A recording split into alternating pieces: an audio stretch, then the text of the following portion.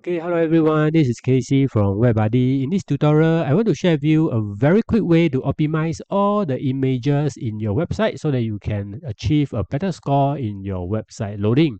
So what you need to do is to go into your WordPress dashboard and search for a plugin called Optimo. It is a plugin that helps you to optimize speed up loading of your images through a CDN, content delivery network.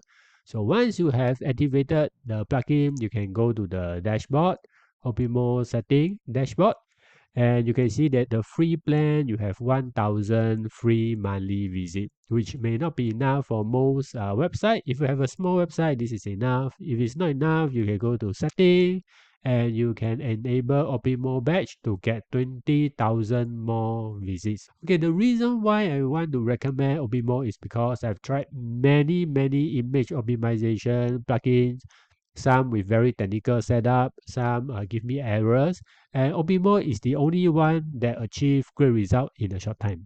Okay, so go ahead and give it a try. Thank you.